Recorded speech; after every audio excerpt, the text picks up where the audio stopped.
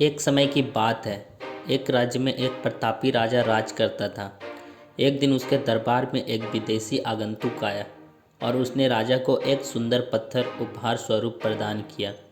राजा वह पत्थर देख बहुत प्रसन्न हुआ। उसने उस पत्थर को से भगवान विष्णु की प्रतिमा का निर्माण कर उसे राज्य के मंदिर में स्थापित करने का निर्णय लिया और प्रतिमा निर्माण का कार्य राज्य के महामंत्री को सौंप दिया।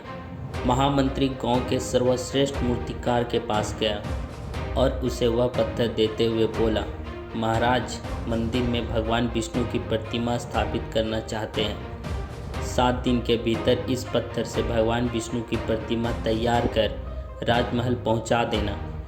इसके लिए तुम्हें 40 स्वर्ण मुद्राएं दी जाएगी। 40 स्वर्ण मुद्राओं की बात सुनकर मूर्तिकार खुश हो गया और महामंत्री के जाने के उपरांत प्रतिमा का निर्माण कार्य प्रारंभ करने के उद्देश्य से अपने औजार निकाल लिए। अपने औजार में से उसने एक हथौड़ा लिया और पत्थर तोड़ने के लिए उस पर हथौड़े से वार करने लगा, किंतु पत्थर जस का तस रहा।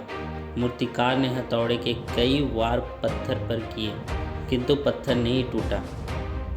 50 बार प्रयास करने के उपरांत मूर्तिकार ने अंतिम बार प्रयास करने के उद्देश्य से हथौड़ा उठाया, किंतु यह सोचकर हथौड़े से प्रहार नहीं किया कि जब 50 बार वार करने से पत्थर नहीं टूटा तो अब क्या टूटेगा।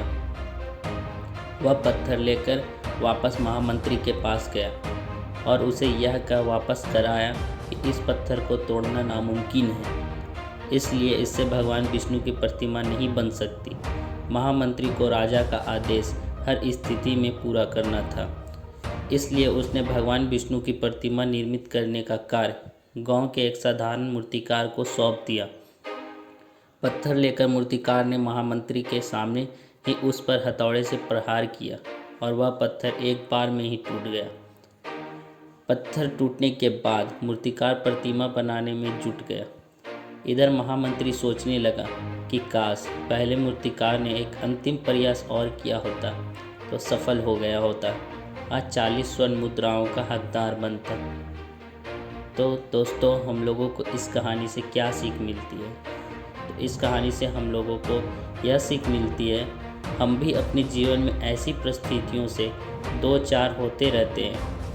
कई बार किसी कार्य को करने के पूर्व या किसी समस्या के सामने आने पर उनका निराकरण करने के पूर्व ही हमारा आत्मविश्वास डगमगा जाता है और हम प्रयास किए बिना ही हार मान लेते हैं। कई बार हम 1-2 प्रयास में असफलता मिलने पर आगे प्रयास करना छोड़ देते हैं, जबकि हो सकता है कि कुछ प्रयास और करने पर कार्य पूर्ण हो जाता या समस्या का समाधान हो जाता है।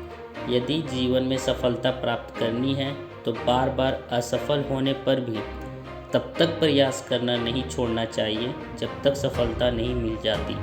क्या पता जिस प्रयास को करने के पूर्व हम हाथ खींच लें वही हमारा अंतिम प्रयास हो और उसमें हमें कामयाबी प्राप्त हो जाए।